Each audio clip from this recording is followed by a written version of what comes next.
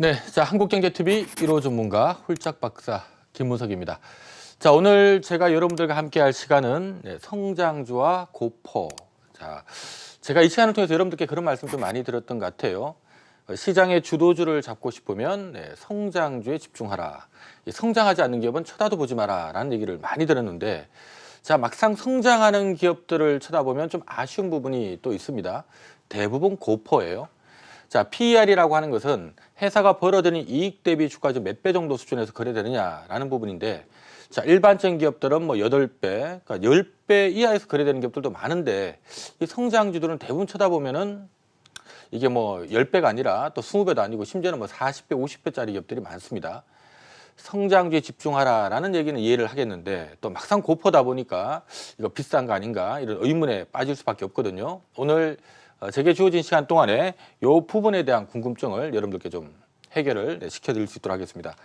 자, 먼저 왜 성장주가 고퍼가 되느냐라는 부분부터 이해를 해야 될 것 같은데, 우리가 실질적으로 상장돼 있는 기업들 이렇게 보면은요, 이 1,800개 상장돼 있는 기업들 중에 흔히 성장이라는 말을 붙일 수 있는 기업들. 자, 성장이라고 하는 것은 뭐 막연한 성장 기대감이 아니라 뭐 회사 이익을 놓고 본다면, 즉 재무제표를 놓고 본다면 작년에 100억 벌었는데 올해 뭐 한 100억, 내년도 100억, 내후년도 100억. 자, 이걸 성장이라고 하진 않죠. 안정적으로 이익은 나지만 이익이 늘지 않는 기업, 이익이 정체 보이는 기업이다라고 얘기를 합니다. 작년에 100억 벌었는데 올해 105억, 내년에 110억, 그다음 115억. 자, 이익이 성장한 건 맞지만 이걸 우리가 또 성장하는 기업이라고 부르지 않습니다. 일반적으로 시장 평균 성장률이 한 5에서 10% 사이는 나오기 때문에 시장 평균 정도밖에 이익이 늘지 않는 거죠. 한마디로 저성장이라고 부르는 겁니다. 그래서 우리가 성장이라는 말을 붙이려면 예를 들면 이렇게 한번 해보죠. 작년에 100억 벌었던 회사가 있었는데, 자, 이 회사가 뭐 예를 들어서 올해 한 150억 벌고, 내년에는 한 250억 벌고, 자, 가까운 미래 예를 들어서 한 1,000억 번다 가정을 해봅니다. 자, 이익 증가율이 막 50% 이상씩 나오다가 급기야 아주 큰 폭으로 이익이 증가하는 기업. 자, 우리가 이런 형태의 재무제표를 보이는 기업들, 이런 기업들 우리가 성장이란 말을 붙입니다. 자, 그러면 성장하는 기업이 왜 고퍼가 될 수밖에 없는가라는 논리를 제가 좀 설명드리려고 하는 건데, 자, 앞서 얘기했던 것처럼 전체 상장돼 있는 기업들의 상당 부분은 뭐 올해나 내년이나 내후년이나 버는 이익이 뭐 비슷비슷합니다. 근데 전체 상장돼 있는 기업들 중에 일부 기업들은 이렇게 뭐 이익이 큰 폭으로 늘어나는 기업들이 있다는 얘기예요. 자, 그러면 우리가 이런 기업들 쪽은 아무래도 이렇게 성장이란 그림이 나오는 기업들 같은 경우는 중간중간 이런 것들이 재료가 될 거예요. 야, 이 회사 얼마 번다더라. 작년에 100억 벌었는데 한 2, 3년 후에 1,000억 번다더라. 자, 예를 들어서 이런 얘기들이 나올 수밖에 없다는 얘기고요. 자, 그러면 이런 쪽으로 당연히 돈 많이 번다니까 수급이 몰려다닐 수밖에 없겠죠. 뭐 개인 수급도 달라붙겠지만 초기에는 주로 보면은 개인들은 눈치를 못 채고 있을 때 외국이나 기관 투자자들이 눈치를 채고 그걸 사들이면서 이제 손바뀜 나는 경우가 많은데, 결국 이렇게 돈을 크게 벌 수 있을 것 같다라는 기업들 쪽으로 이런 재료가 발빠른 1급 투자자를 중심으로 해서 소문이 나기 시작하면서 결국 이 수급이 손바뀜이 붙기 시작하는 거죠. 자, 어디까지 이제 붙느냐 하는 부분이 문제인데, 이걸 이제 밸류로 보는 겁니다. 그래서 이 밸류는 어떤 식으로 여러분들 생각하시면 되냐면 이렇게 한번 생각해 보죠. 자, 예를 들어서 가까운 미래에 A라는 회사가 한 1,000억 정도 이익을 낸다고 가정해 봅니다. 참고로 제가 오늘 말씀드린 이익은 영업이익이 아니라 전부 다 지배주주 순이익, 당기 순이익이다라고 여러분들 생각하시면 됩니다. 가까운 미래 한 1,000억 정도 버는 회사 있다고 생각을 해보죠. 자, 그럼 우리가 상식선을 놓고 봤을 때 어떤 회사가 한 1,000억 정도는 벌 것 같고, 그 이후에도 이익이 뭐 크게 줄기보다는 이거보다는 조금씩 예전만큼 빠르지는 않지만 어쨌든 이익이 꾸준하게 더 늘 것 같다라고 판단이 든다면, 적어도 뭐 이거 버는 거 대비 10배 얼마인가요? 한 1조 정도 주고 사도 연투자 수익률 한 10%는 나오네라는 관점이 되는 겁니다. 무슨 얘기가 되나요? 한 1조 정도 값어치가 뭐 그렇게 비싼 건 아닌 것 같다. 조금 이 회사의 먼 미래를 내다봤더니만 앞으로 2, 3년 내에 한 1,000억 정도 벌 것 같고, 버는 것에 대한 10배 수준의 한 1조 정도 주고 사도 연투자 수익률이 10%는 나오니까 1조가 비싼 건 아니네라는 관점이 될 수 있다는 얘기입니다. 자, 그러면 요 회사가 지금 현재 얼마에 거래되고 있는가 봤더니만 연 한 100억 벌고 있는데 지금 한 1,000억 정도 거래되고 있다고 생각을 해보죠. 요 얘기는 무슨 얘기가 되나요?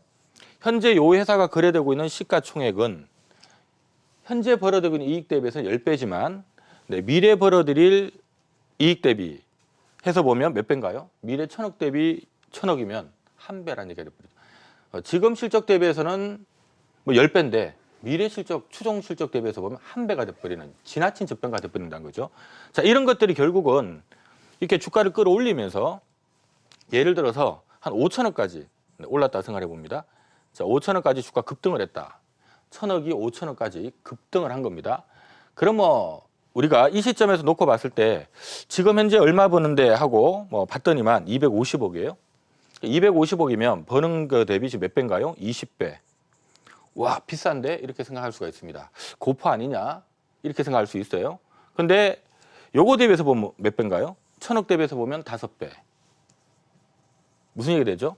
지금 현재 실적 대비해서는 고퍼지만 미래 실적 대비해서는 저퍼라는 얘기입니다. 이 얘기는 또 달린다는 얘기가 되는 거죠. 그러니까 우리가 성장하는 기업들이 고퍼가 될 수밖에 없는 논리는 이런 논리다라고 여러분들이 생각하시면 되고요. 다시 한번 제가 사례 종목들을 보면서 하나하나씩 정리를 좀 해드릴 수 있도록 하겠습니다. 자, 먼저 여러분들이 상식선에서 조금 알아두고 이 주식을 좀 찾아보면 좋은 게 제가 부동산하고 주식을 좀 많이 비교를 해드리는데 우리가 퍼라고 하는 것은 회사가 1년간 벌어들인 이익 대비 너 몇 배니 하는 것을 묻는다 그랬습니다. 부동산 퍼는 어떻게 구할까요? 어떤 아파트가 있다면 이 아파트를 월세를 돌렸다고 가정했을 때 1년간 나오는 이익이 있을 겁니다. 임대 수익이 있겠죠. 임대 수익 대비 너 몇 배에서 거래되느냐. 이게 부동산 퍼인데 지금 대한민국의 부동산 PER은 평균 약 40배에서 60배 정도 거래가 되고요. 40배에서 한 60배 거래되는 이유는 간단합니다. 예를 들어서 50배 주고 샀다 생각해 보죠. 50배, 딱 중간에는 50배. 1년에 한 1000만 원 정도 임대 수익이 들어오는 아파트를 1년에 7만 원이면 월세 한 80만 원 정도 임대 수익 들어오는 아파트를 내가 이걸 갖다가 50배 주고 샀다라는 얘기는 얼마 주고 샀다는 얘기가 되나요? 5억 주고 샀다는 얘기가 되겠죠. 그럼 5억 주고 사는 순간 1년 투자 수익률이 몇 프로인가요? 1년에 한 2% 정도 됩니다. 은행 이자보다 약간 높네요. 이래 따져보면은 뭐 그렇게 매력적으로 보이진 않을 수 있지만 이 아파트는 뭔가요? 돈으로 사고 파는 물건 개념이죠. 자, 우리가 과거 500원 하던 짜장면이 지금 5,000원 하는 이유, 과거 2천만 원 하던 집값이 지금 5억, 10억, 20억 하는 이유가 뭘까요? 돈이라고 하는 것은 계속 많아질 수밖에 없다 보니까 돈의 공급량이 계속 늘어납니다. 돈의 공급량이 늘어난다는 얘기는 돈의 값어치가 떨어질 수밖에 없다는 얘기고요. 이 얘기는 바꿔 말하면 돈의 값어치가 떨어지는 만큼 돈으로 사고 파는 물건값은 올라간다는 개념이 되죠. 우리가 실질적으로 과거 30년 역사를 보면 물가는 평균적으로 1년에 적어도 한 1, 2%는 오르고요. 좀 많이 오를 때는 뭐 한 3, 4%씩 오를 때도 있는데 자, 평균 물가 상승률을 한 2, 3%만 잡아도 무슨 얘기가 되나요? 내가 1년에 1,000만 원 정도 임대 수익이 들어오는 아파트를 50배인 5억 주고 사면 연투사 수익률이 2%가 나오는데 이게 끝이 아니라 이 아파트는 돈으로 사고 팔고 하는 물건 개념이기 때문에 물가가 몇 프로 오른다? 1년에 한 2, 3% 오른다. 무슨 얘기 되나요? 50배 주고 아파트를 사면 연투사 수익률이 한 4에서 5%가 나온다는 얘기가 돼버린 거고요. 그러니까 은행에 지금 저금해봐야 1년에 막 1, 2% 겨우 나오니까 그럴 바에는 차라리 부동산 하겠다라는 관점이 기본 50배를 만들어주는 거고 좀 잘 나가는 지역, 성장할 것 같은, 개발될 것 같은 지역은 60배 이상 거래되는 기업도 있고 60배 이상 거래되는 부동산도 있고요. 뭐 인구가 좀 적은 소도시들 있죠. 인구 20만 미만의 뭐 백화점도 안 들어가 있는 소도시 같은 경우는 그쪽에 또 크게 뭐 발전 계획이 없거나 하는 곳은 뭐 40배 거래되는 것도 있고 자 이런 식으로 우리가 부동산 적정 PR을 구하는데 자 주식 같은 경우는 일반적으로 보면 10배 내외에서 거래됩니다. 주식은. 부동산이라고 하는 것은 여러분들이 살아보셔서 아시겠지만 부동산은 어쨌든 살아놓으면 이 월세라고 하는 게 작지만 나옵니다. 그죠? 나오고 동시에 물가가 올라가는 만큼 어쨌든 가격이 심하게 빠지진 않아요. 너무 거품을 심하게 먹지 않은 이상은 가격이 심하게 빠지진 않습니다. 이게 바로 뭔가요? 안정성이죠. 안정성이라고 하는 것은 신뢰감이라는 얘기입니다. 근데 주식 같은 경우는 여러분들 보시면 삼성전자가 작년에 2018년도에 45조 벌었었는데 한 해. 지난해 얼마 벌었나요? 22조 벌었죠. 무슨 이익이 갑자기 반토막 나버렸고요. SK하이닉스 같은 경우는 2018년도에 한 해 벌어들인 순이익이 SK하이닉스는 15조를 벌었습니다. 작년에 얼마 벌었나요? 2조 1,000억 벌었죠. 이익이 거의 뭐 한 거의 뭐 반토막도 아니죠. 이거는 뭐 9배 이상 하락한 겁니다. 자, 무슨 얘기를 드리고자 하는 거냐면 주식이라고 하는 것은 이런 위험성이 있다는 거예요. 부동산의 임대 수익이라고 하는 것은 이 부동산의 임대 수익률 이것은 심하게 떨어지는 경우가 잘 없다. 그다음 두 번째는 물가 상승률이 심하게 또 빠지지도 않아요. 하기 때문에 일반적으로 여기에 대한 신뢰감이 굉장히 높기 때문에 부동산이 좀 비싸게 그래 되는 거고 주식 같은 경우는 여러분들이 삼성전자나 SK하이닉스만 봐도 2018년도에 45조 벌던 게 한 해 다음인 2019년도에 21조 벌고 2018년도에 15조 벌던 회사가 2019년도에 2조 1천억 벌고 자, 이런 걸 봤기 때문에 주식은 위험하다는 얘기입니다. 한마디로 40배 주고 샀다가 큰일 날 수 있다는 얘기죠. 또 주식은 평균적으로 10배 내외에서 그래야 된다. 그래서 대한민국 상장되어 있는 기업들 이렇게 두들겨 보면 지금 국내에 상장된 기업이 코스피 코스닥 다 합치면 한 1,800개 되는데요. 1,800 상장되어 있는 기업, 1,800개 상장되어 있는 기업들 중에 15개, 거의 한 900개는 이런 이유 때문에 보통 한 10배 정도 그래 됩니다. 뭔가 안정적으로 좀 수익이 나긴 나는데 뭐 성장은 시장 평균 연 한 5에서 10%밖에 이익 못 내는 기업들. 자, 이런 기업들은 그렇다고 뭐 부동산처럼 비싸게 주고 사자더니 갑자기 이러다가 훅 또 이익이 줄면 어떨까라는 어떤 우려가 있을 수 있기 때문에 이 정도 수준에서 거래되고요. 그 다음에 10개 중에 한 3개꼴로는 한 4배에서 8배 심각하게 싸게 거래됩니다. 이런 기업들의 특징은 경쟁이 아주 심각한 경쟁이 좀 치열한 산업들. 경쟁이 너무 치열하다 보니까 저 기업이 저러다가 언젠가는 없어질 거야. 뭐 이런 걱정이 있다거나 또는 워낙 경쟁이 치열하다 보니까 저 산업은 아무리 봐도 이익이 늘지는 않을 것 같아 하는 이런 산업들. 이런 쪽은 한 4배에서 8배. 뭐 10배 주고 사기에도 좀 불안하다는 얘기죠. 그러니까 뭐 이 정도는 거래돼줘야 내가 그래 믿고 사는 거지 10배 주고 사기도 불안하다. 자, 이런 기업들이 전체 상장 기업들의 18개가 여기에 해당된다는 것을 좀 기억하시고 그럼 어디서 여러분들이 많이 헷갈려 하냐 하면 앞서 얘기했던 것처럼 성장주들 있죠. 이 성장주는 앞서 얘기했던 것처럼 100억 벌던 게 150억 벌고 200억 벌고 300억 벌고 500억 벌고 하는 기업들을 성장주라고 하는데 이런 기업들의 숫자가 몇 개 되질 않습니다. 그래서 여러분들이 참조할 부분은 앞서 봤던 것처럼 전체 상장 기업들 주식은 이런 위험성이 있기 때문에 전체 상장 기업의 상당 부분은 10배 또 심각하게는 4배에서 8배 거래되는 기업들도 있지만 하지만 흔히 말해서 시장 평균 이상 하는 기업들 전체 상장 기업들 열에 한 2.5개꼴로는 뭔가 그래도 이 회사는 기술력을 바탕으로 해서 좀 시장의 진입 장벽 우리가 이 시장이라고 하는 것은 뭐가 돈이 된다 싶으면 경쟁자가 막 달라붙거든요. 예를 들어서 보니까 뭐 코로나 때문에 마스크 팔면 돈 좀 될 것 같네 하면 뭐 마스크 공장이 어마어마하게 생깁니다. 이러다 보면 언젠가는 초기의 마진을 절대 지킬 수가 없겠죠. 주변 경쟁자들이 싸게 나는 10원만 남기고 팔아야지 팔다 보면 결국은 마스크 뛰어들었던 사람들 뒤에 또 엎어질 수밖에 없는 자 이런 개념 때문에 우리가 그래도 이렇게 보니까 시장 평균보다는 이 회사는 기술력을 바탕으로 진입 장벽을 좀 갖고 있어서 경쟁자가 좀 심하게 뭐 아주 막 포화 상태를 이루지는 않을 것 같다라는 이런 부분도 좀 있고 또 시장 평균 이상의 중속 성장은 좀 하는 기업들 그러니까 진입 장벽을 바탕으로 해서 좀 중속 성장을 하는 기업들 또는 어떤 기술력을 바탕으로 해서 진입 장벽까지는 좀 강하지는 않은데 그래도 고속 성장 시장 평균보다 훨씬 이상 성장하는 기업들 이런 기업들은 한 12배에서 15배 정도 앞서 봤던 것처럼 그래도 시장 평균이 어느 정도 이익 나고 크게 심각하지만 않으면 한 10배 정도는 그래야 되니까 그래도 좀 진입장벽을 탄탄한 진입장벽을 바탕으로 해서 이익은 크게 안 늘더라도 탄탄한 진입장벽을 갖고 있는 기업이나 아니면 약간 경쟁자가 좀 들어올 가능성도 있지만 그래도 기술력이 있어서 좀 빨리 들어오는 거는 좀 막을 수 있는 이런 환경 속에서 나름 좀 고속 성장하는 기업들 이런 기업들은 12배에서 15배 정도 거래되고요. 전체 상장사 열의 한 개꼴입니다. 약 20배, 30배 이런 기업들은 탄탄한 진입 장벽을 바탕으로 해서 그러니까 한마디로 누가 야 저거 돈 된다 싶어도 뛰어 들어오려고 하니까 쉽지 않다. 예를 들어서 요즘 전기차 배터리 만들면 돈 된다는 건 다 아는데 지금 삼성의 SDI나 LG화학이 전기차 배터리 시장에 진출한 지가 벌써 10년이 넘었습니다.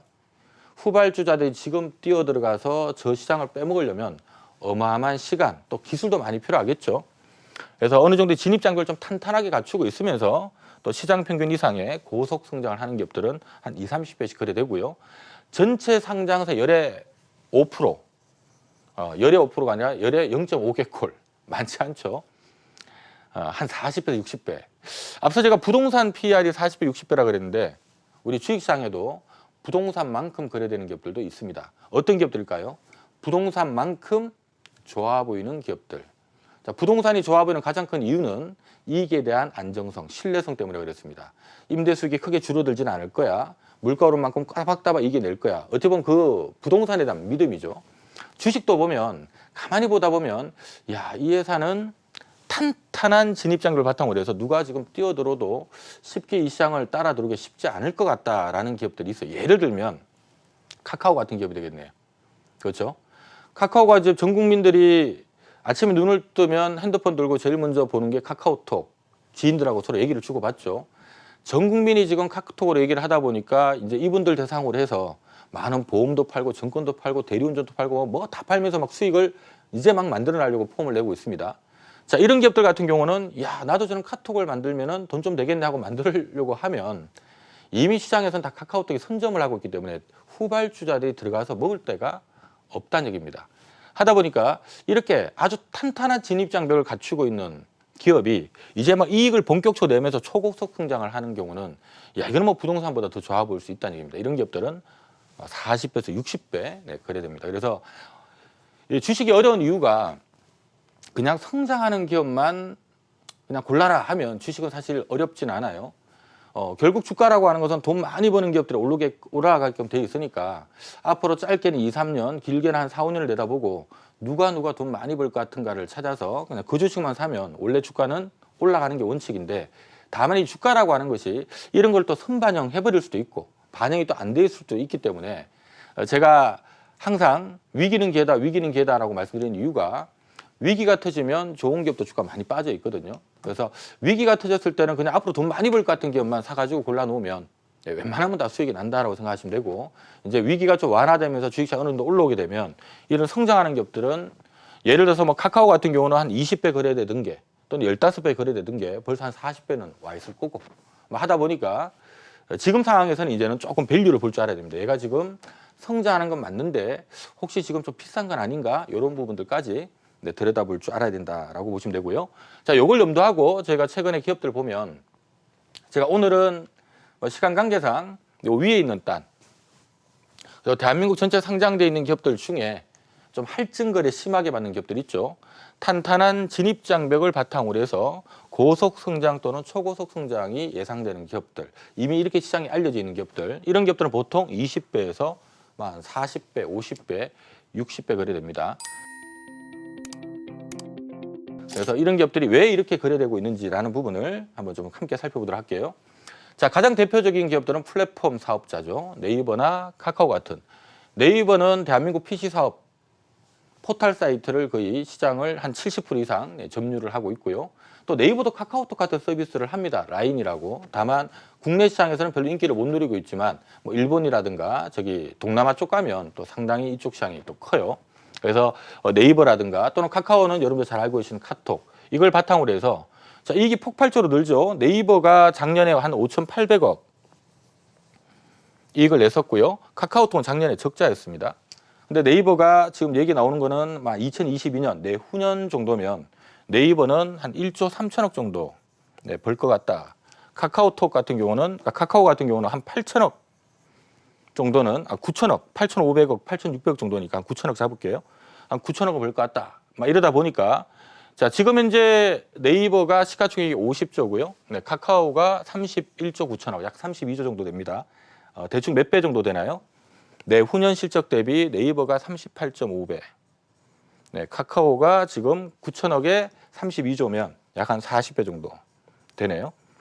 최근에 증권사에서는 네이버와 카카오 각각 목표가를 PER 50배 부르고 있습니다. 요거 대비 50배를 부르고 있어요.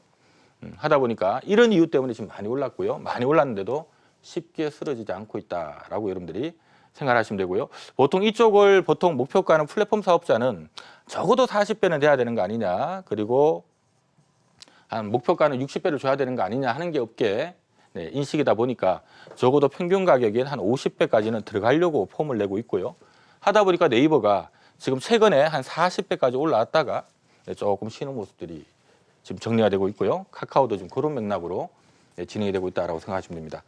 자, 그 외에도 뭐 셀트리온, 삼성바이오로직스 지금 각각 셀트리온이 내후년 실적 대비 45배, 삼성바이오로직스 무려 106배 거래가 되고 있고요. 2차 전지 쪽은 이런 플랫폼 사업자나 바이오보다는 조금 낮게 책정이 되는데 그래도 보통 한 30배 정도 부르고 있습니다. 현재 주가는 한 25배 정도 수준이고요. 요즘 뭐 수소 관련주들 확 뜨고 있죠. 이쪽은 한 40배씩 불러주고 있다는 거 참조하시고요.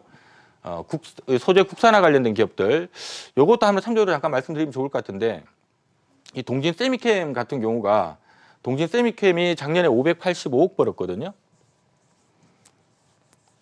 올해 한 1,000억 정도 나올 걸로 보고 있고, 한 내후년이면 한 1,500억 원 나오지 않겠느냐 하고 지금 업계에서 지금 보고 있고, 자, 경인양행 같은 경우도 대표적인 뭐 이 포토레지스트 관련된 기업입니다. 두 개 기업 모두 다. 지금 경인양행 같은 경우가 작년에 140억 벌었죠. 지금 내후년 정도 시장에서 예상하는 게 한 300억 정도 지금 보고 있어요. 자, 그러면 이들 기업들이 최근에 많이 올랐는데 이게 왜 많이 올랐냐 하면 가만히 보면 지금 얼마냐 하면 1조 7천억입니다. 동진 세미캠이 12배가 조금 안 돼요. 자, 지금 경인양행 같은 3,588억, 3,600이 좀 안 되죠. 300억 대비 몇 배인가요? 12배가 조금 안 됩니다.